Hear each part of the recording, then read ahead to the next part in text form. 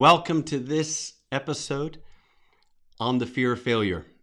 So I'm going to be looking at patterns and the fear of failure. So I'm doing a 4-part series. If you haven't heard yet, this is number 1 in 4 parts on the fear of failure.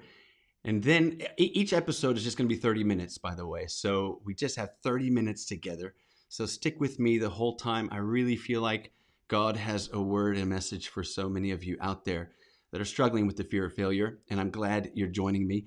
Also, just to let you know, with the program that I'm using, I don't actually see your names if you're just logging on. You need to actually put a comment for me to know that you're there. So please do comment and let's engage. I want to discuss. I'm going to bring a couple of questions as well. Let's make this an interactive thing together. But thanks to so many of you that are joining, logging on now. I can see lots of people logging on. I can see your numbers, but I just can't see your name. So thanks for being here. 30-minute episode, going to answer some questions around the patterns and the fear of failure. So before lockdown happened, Megan and I were talking about our next move. And if you haven't heard yet, our family is returning back to the United States in December, permanently moving back after being gone for 23 years. It's a big move for us. And a couple of weeks before lockdown, we were talking about this move. We were talking about how worried we were. I could see lots of people there saying, hi, thanks for doing that. Glinda, Jean, thanks. Wesley, thanks for being here. Great to see you. Oh, Cindy, great, from Port Shepstone. Thanks, Trevor and Cindy. So glad you could join us. And Megan, Valerio, thank you guys for being a part of this tonight. So a couple of weeks before lockdown, we were talking about this big move. And it's a big move for us. We were discussing how are we going to get back into the United States. 23 years, a lot has changed in the States. I also started worrying about how we're going to make it. What are we going to do when we get there? Am I going to make it? Am I going to fail? Am I going to take my kids back there and it's going to just all go wrong? And there were so many things to fear. And I realized that patterns from the fear of failure started coming up, old patterns. And I'm going to look at those. I'm going to discuss what those patterns were because there were 3 particular ones. And I think they're really the top 3 that so many of us deal with. So I'm going to break that down for us in just a moment. And then lockdown hit. And what I realized is that every person on this planet is going through what I had already started going through with the uncertainty, with the future, are we going to make it? Are we going to hit a rock in a hard place and not be able to get out? So I felt God prompt me to do this particular series because I believe it's something that every single person is going through. Say hi to Fred. Fred, thanks for being here. And I can see my mom is online. Thanks, Mom. Always great to have your parents watching you. And Karen, thanks for being a part of this too. So lockdown hit, fear failure rises to the surface in so many of our lives. And in this episode, I'm going to help you identify what the patterns of those fear failures are, what it looks like whenever the fear of failure grabs a hold of your heart. When it grips your heart, what manifests, what comes out. Now, for every single person, the fear of failure doesn't just play on the idea that we can fail or have failed. It actually starts to almost haunt us with the idea that we are failures. So it starts to become an identity issue in our lives. And the fear of failure tells us we are failures, not simply that we failed. Next week, I want to show you how that creeps in, where it comes from, the environment in which that lie starts to take root. So that's the lie that you are a failure. And I just want to mention next week real quick because I feel like it's absolutely critical. This is the topic we're doing next week. It's shame and the fear of failure. So I'd love for you to make sure and tune in for that one because we're going to look at this is such a critical thing. Shame is huge in this area of the fear of failure. And I want to show you how that creates the lie that you are a failure. So here's how it works. A lie comes in that you are a failure. That then generates a fear. Now we have 2 options at that moment. what are we going to do with the fear of failure when it comes in? We either take it to God or we take it someplace else. It has to go somewhere because everything inside of us wants to remove that fear, and rightly so. So if we don't take it to God, we take it to something else. We know that anything other than God that we put our trust in to remove any negative thought or anything that we have, like the fear of failure, that thing is what we call an idol. So an idol is simply a God substitute. So an idol comes in place of God for us to remove the fear of failure, and we can turn to that very, very quickly. Now, an idol is not just a carved image. We think of a carved image like the Old Testament idolatry. That's not what an idol is in our day and age. We don't go to those things, but we still have God substitutes. And more often than not, what I'm discovering is an idol is almost like a concept. It's an idea. It's something that we start living for that replaces the kingdom of God, replaces God and his ways. So they're not just physical objects, but ways of thinking. There are 3 primary idols that come out of the fear of failure, and all of them can be under a particular heading. And I'm just going to break it down for you. Great to see you. Hi, Cyril. Thanks for being here. Linda, thank you for joining us.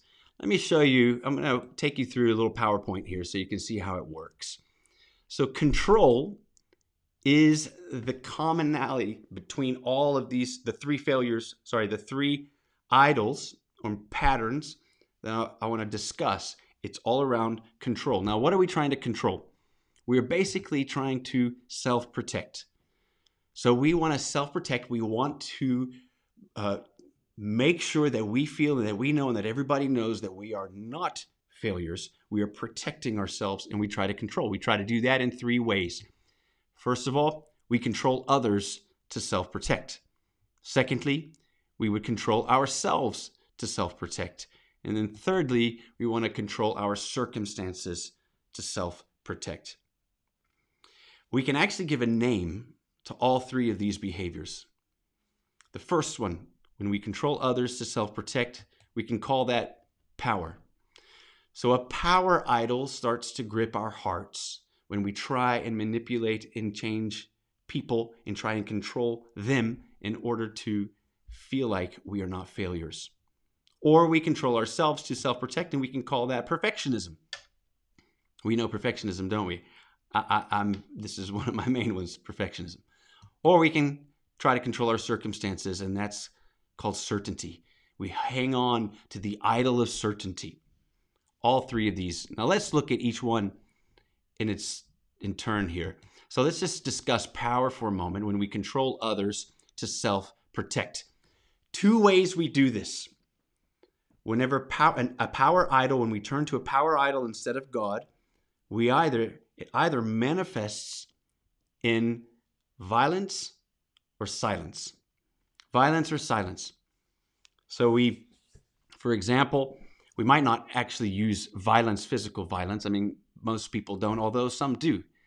You've seen violence on the increase in the midst of the coronavirus all around the world. Violence is on the increase because people are trying to go for a power idol because of this fear of failure. And so what happens in violence now, we might not use our physical violence, but we might use our words to tear people down. So we're very good at that. Or we go silent. Now, silence can also be a manipulating tactic. It's also a power grab. So don't get too pleased with yourself if you're not the violent kind of go for the advance. If you're the retreat person, you need to ask yourself why you're retreating. What are you trying to accomplish in that retreat? Former French president, national hero, Charles de Gaulle, he said this: silence is the ultimate weapon of power. So violence and silence can both be weapons of power. When I'm in conflict, I tend to go towards the violent side. I get aggressive, obviously not physically violent, but I get aggressive with my words to Megan. I want to advance. When Megan tries to grab for power or starts feeling under threat and wants to self-protect, she will withdraw. She will retreat. She'll use the silent treatment. Usually we tend towards one or the other. So maybe there's a great moment to just stop and ask for some vulnerability from each of you out there. So here's the question. Love for you to answer just in the comments below. Which do you lean toward? Do you advance or do you retreat? So who's willing to be vulnerable with us? And just stick it right there in the comments section. Let everybody know what it is. But it's great for you to start right now identifying some of the patterns.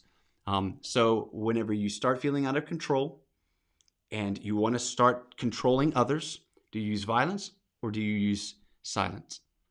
Do you use, let me put it in a more friendly or less aggressive way. Do you advance or do you retreat?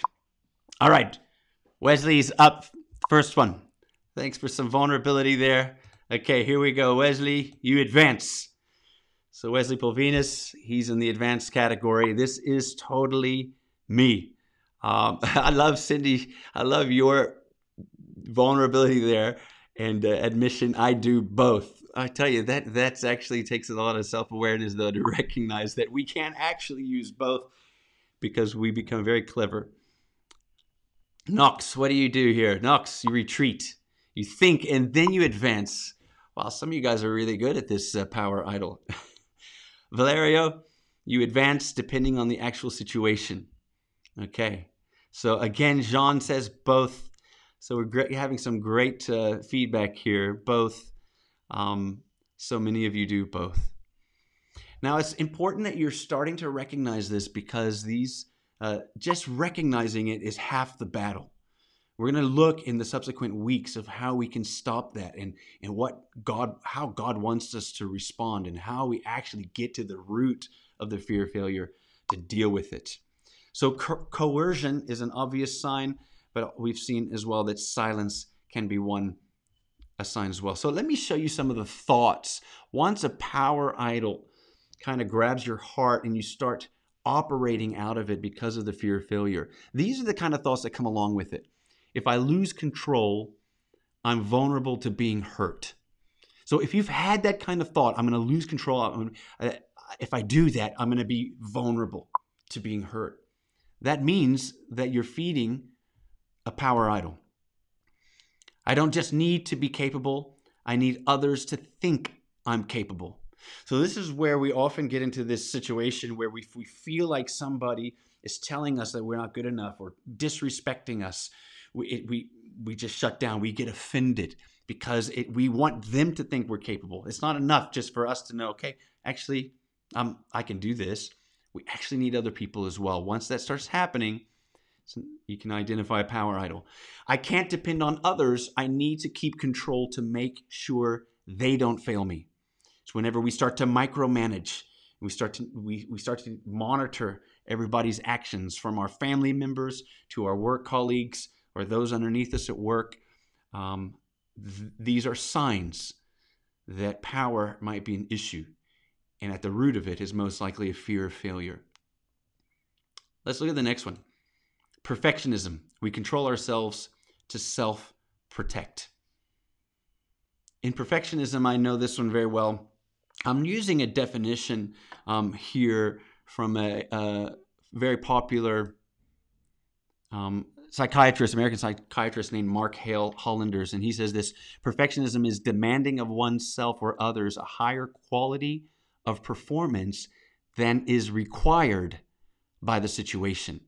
Now, I know this really well. I came into our marriage a perfectionist, and Megan got the brunt of it. You know, I remember coming home when we had just gotten married, and she was hanging up pictures in our house, and one of the pictures that she was framing was crooked, so it wasn't straight and like I thought it should be. And I looked at that, and I was grumpy, and I said, "So are all our pictures going to be crooked like that? Are you going to try even to straighten them?" And I just came out with that, and Megan looked at me.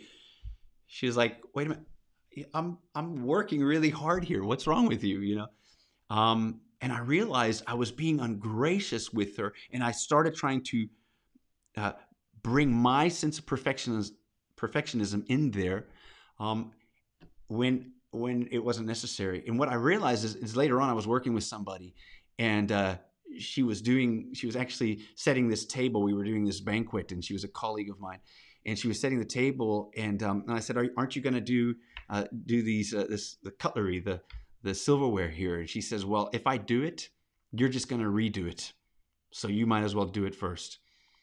And it really struck me, and I realized I've got an issue here with perfectionism, and I've been trying to work this out and figure out where is it coming from, and it comes from the fear of failure.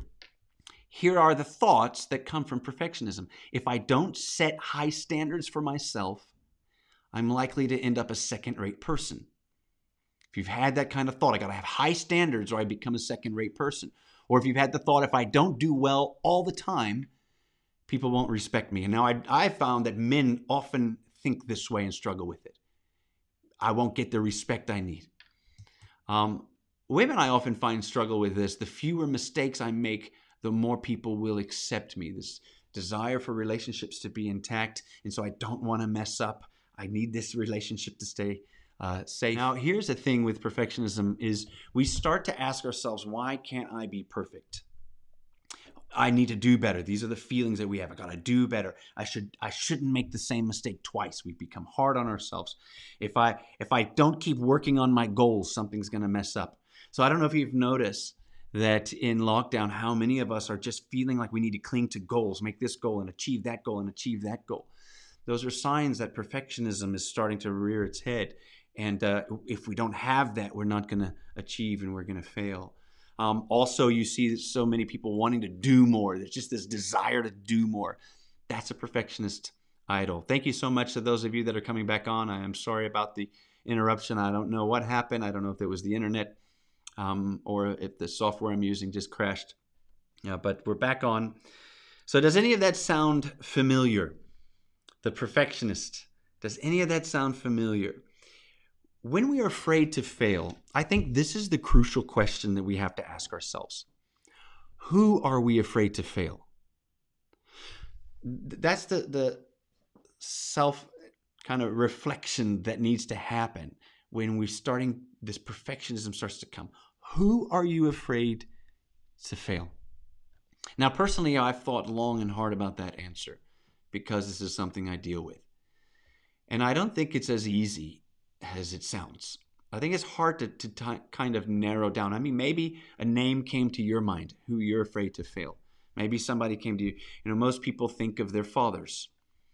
I find it interesting that most people they're not afraid to fail their moms. It's like they don't question their mom's love and approval, but for some reason we question our fathers often more than our mothers. And it might be because dads can leave much more easily, readily than moms can. So perhaps that's part of it. But the more I've understood and more that we can understand, the more we discover kind of the layers of people that we're afraid to fail, the more we can actually get some freedom in this area. So is it ourselves? Is it our peers? Is it our siblings? Is it our family, our parents? Is it authority figures? And I feel it's probably layers of people, and ultimately maybe even God. So the key point in this is that whoever you give the authority to determine whether you are a failure or not is most likely the person that you are afraid to fail. So it could be your boss. So who is it that has the authority, and you know that when you're in their presence, you feel like you've got to perform, you feel like you've got to be perfect because you've given them authority to say something about your identity. And that's who you're afraid to fail. Now, if it's ultimately God, we're going to get to discuss that in a few weeks' time. All right, I want to move on to the third and final kind of pattern and really idol that's in our lives, and that's the idol of certainty. But I want to do something fun with you real quick. I'm going to play a tune, and I want you to tell me, I want you to identify what this tune is. Okay, are you ready? Here is the tune. Listen for it.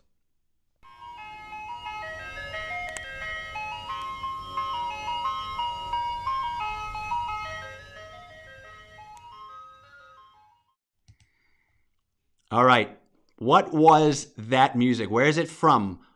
Can you identify the source? Put it in the comments. Where does that song come from? What is that song? What is that noise? So write it there. And I'm going to come back to that in just a moment. We're going to look at certainty. So let's look at that next pattern that lie. Okay, so in certainty, we control circumstances to self-protect. Okay, somebody's already saying it's pipes. We know it's pipes, but what is that? Do I need to play it again? I think okay, we'll come to it. Let's see. Let's just leave it out there. Okay, so with the idol of certainty, we want to control. So now here's a few things around certainty, okay? Neuroscientists have demonstrated how uncertainty of the future actually generates a strong threat response in our it's called the limbic system. It's the area of the brain that controls our basic emotions like fear, pleasure, or anger. So when our brain thinks that something is wrong, what it does is it shuts us down and we actually stop thinking straight. It's hard for us to think straight. We lose focus subconsciously. So that's why we often work hard to avoid uncertainty, because it starts to create panic. So can you tie them in a knot? Can you tie them in? Hey, you've got the actual melody. Let me play it again and you guys just tell me real quick if you can figure it out. Here it goes. One more time. Oops. I'm actually giving it all the way right here. I'm showing you the video. Do you know what it is now? So when you hear that music, yeah, do your ears hang low? You got the right song. When you hear that tune from your bedroom window, your brain is telling you what's going to happen next. The ice cream truck's coming down the way. So your brain doesn't just listen, it actually predicts. It predicts what's going to happen next. So for example, if your wife gives you that glare at dinner time, your brain predicts that you're actually going to have a lonely night. You're probably going to spend the rest of your evening by yourself.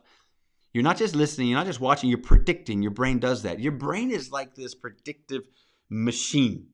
And you're predicting what's happening all the time. That's what our brains do.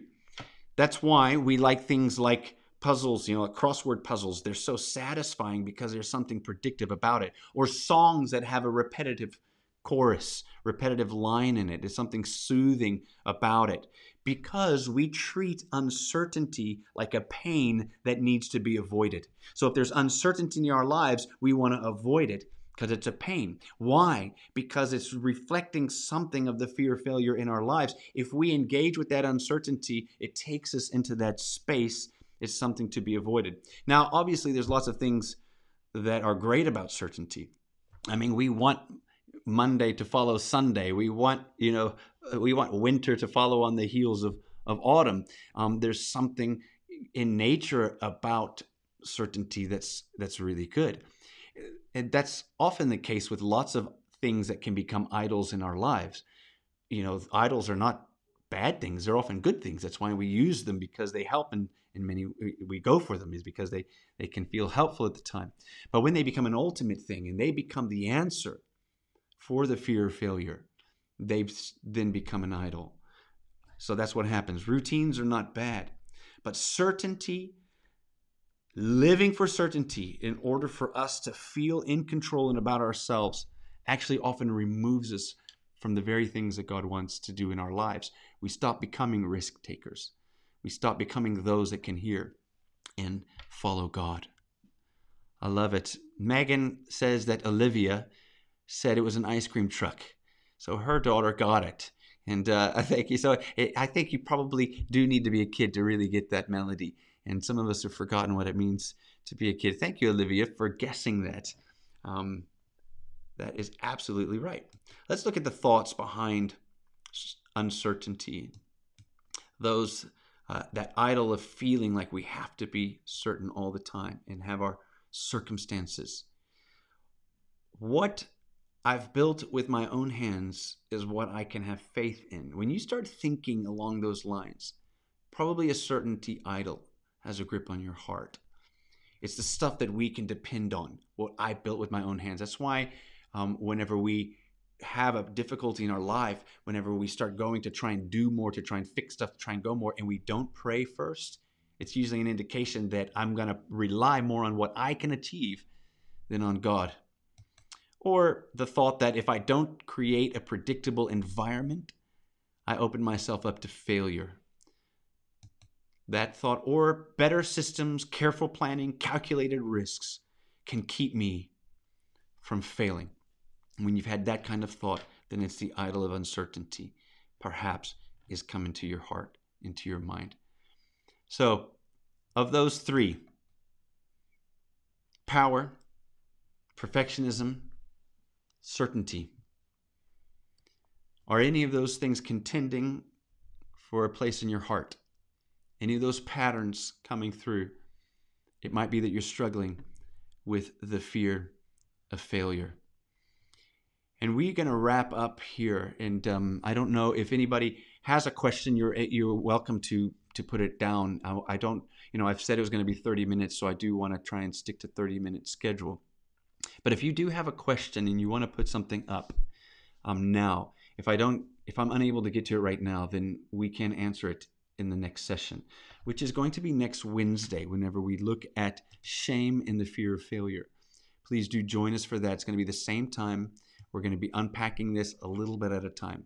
If you want to go back and play this, or want to share it with somebody and you don't want to do it through a video means, we do have a podcast that this will be on. So you can find the podcast on iTunes podcast. Go to Heart Shaped Ministries. That's what you're listening to right now. If you don't know, you can get on that podcast and you can share it as we unpack. But I want you to start thinking this through between now and next week, and start recognizing, is it power? Is there perfectionism? Or is there certainty that you're trying to substitute for God because of the fear of failure? Start recognizing it now. Once you start recognizing it, the next things that we speak into will start to make sense. Because as I bring you the solutions from the scriptures, what I want you to be able to do is to apply the solution to the root. But for you to be able to see that root, you need to see how it's manifesting. For you to really understand what the solution is, you need to know what problem you're actually dealing with, how it's manifesting.